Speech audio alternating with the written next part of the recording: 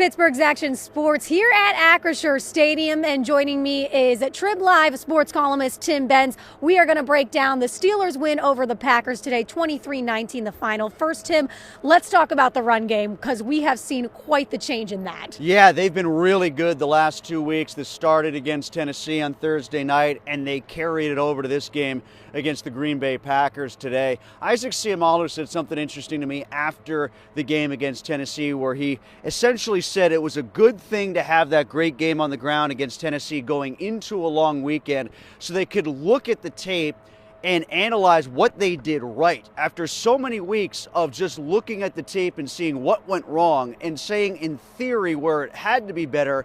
Now they had a game's worth of tape after 166 yards against the Titans where they could point at it and say, this is what we need to do again next week, and they did. And they did it even better.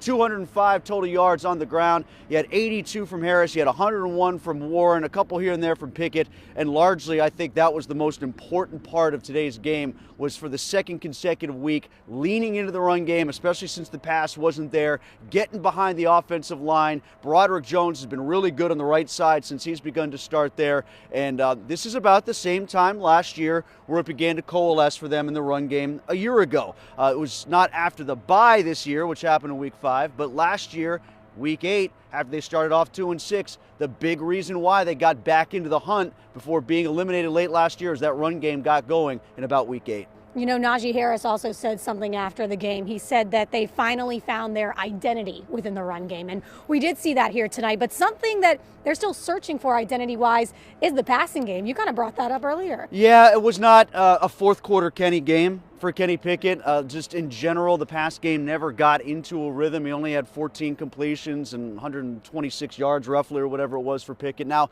to be fair, he did have a really nice pass right about where we're standing right here that Diontae Johnson almost hauled in, couldn't bring it in, was contested a bit. You would hope that their second best at worst receiver and Diontae Johnson might make that play, but it didn't happen. Now that would have really helped the cause for Pickett. He also had a crucial conversion to George Pickens that was wiped out because of a fairly ticky-tack offensive pass interference call that was labeled on Calvin Austin. So, the numbers could have looked better for Pickett in the long run if you kind of factor those things in, but what happened happened. Well, the good news is even when the passing game isn't there, the defense is always there. However, we did see some unfortunate news tonight. Quan Alexander obviously injured with, a reported Achilles injury. What does that mean for this defense and the future of it? It means here we are again, another year where the inside linebacker position becomes a question by season's end. This time through no fault of their own, because I kind of like the job that they did in assembling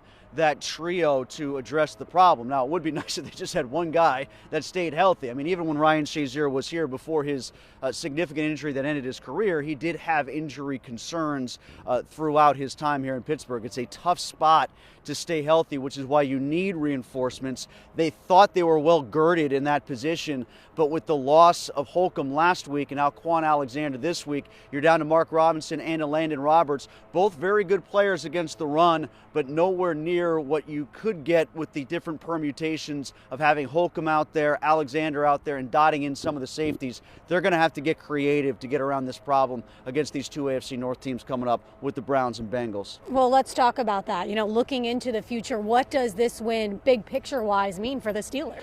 I think it's huge that they got out of these 4 games coming out of the bye with a 3-1 record. 2 of 3 at home. It's greedy to ask for 5 wins in a row in the NFL, which if you date back to them beating the Ravens before the bye, would have been the streak that they'd be going on into these road games against the Bengals and Browns. Now, getting 4 or 5 is pretty good, and what they've done is they built a nice little cushion here.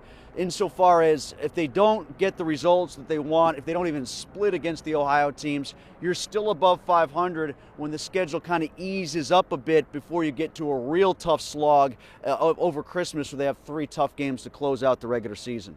Well, we will keep an eye on everything that the Steelers are doing. Thankfully, it looks like they're moving in the right direction. They got the win tonight here at Acrisure Stadium, 23-19, the final against the Packers.